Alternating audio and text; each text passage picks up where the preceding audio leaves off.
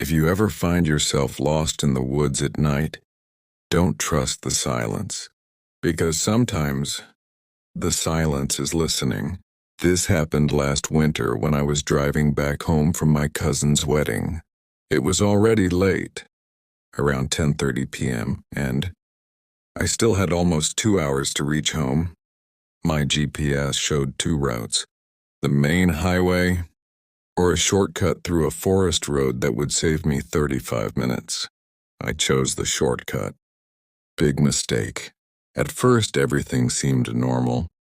The road was narrow, surrounded by tall, dark trees on both sides.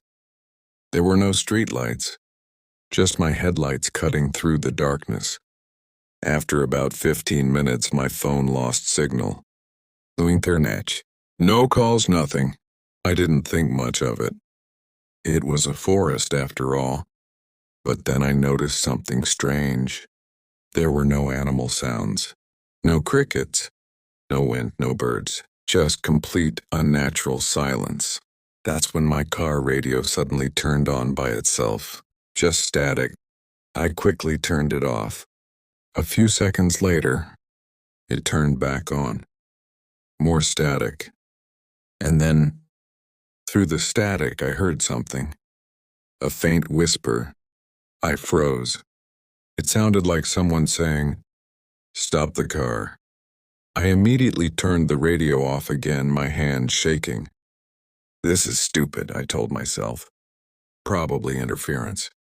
I kept driving. A few minutes later, I saw something ahead on the road. A person. Standing in the middle of the road. Completely still.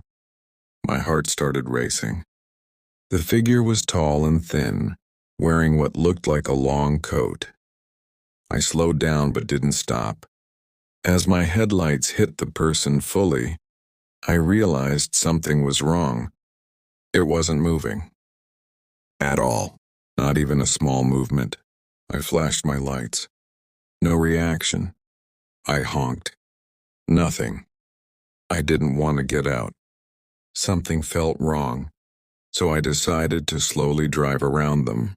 As I got closer, I realized it wasn't a person. It was a mannequin, just standing there, in the middle of nowhere. My stomach dropped. Who would put a mannequin in the middle of a forest road at night? That's when I heard it. A loud knock on my back window. I screamed and slammed the gas pedal. In my rearview mirror, I saw something running after my car. Not like a normal person. It was fast. Too fast.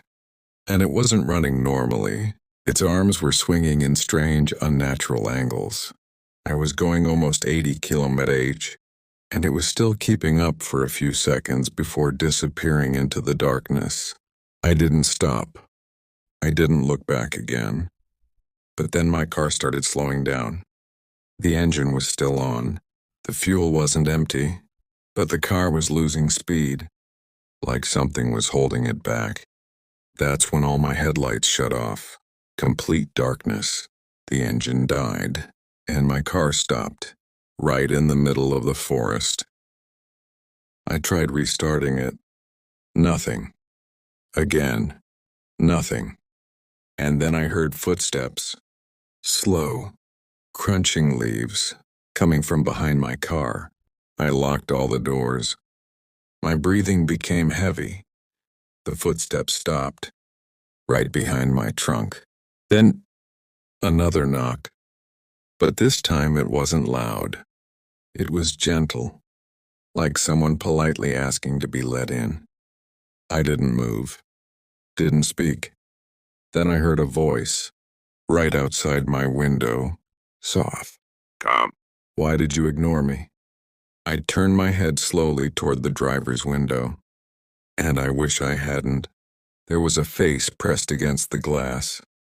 But it wasn't normal. Its eyes were too wide. Its smile was too stretched. Almost like it didn't know how to smile properly. It tilted its head slowly, still smiling.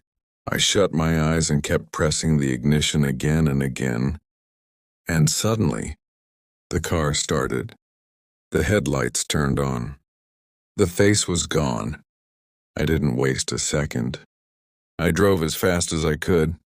After what felt like forever, I finally saw the end of the forest road. Streetlights. Civilization. Signal returned on my phone. I didn't stop driving until I reached home. The next morning, I checked my car. There were handprints on the back window. Long, thin fingers, too long to be normal. And the worst part? There was a note tucked under my windshield wiper. It said, "You chose the wrong road." I never told anyone this story, but I will say one thing. Last week I was driving home from work, and my GPS suggested that same shortcut again, even though I permanently removed it from my history. Now whenever I pass near that forest, my radio turns on, with static, and sometimes, very faintly, I hear, "Stop the car."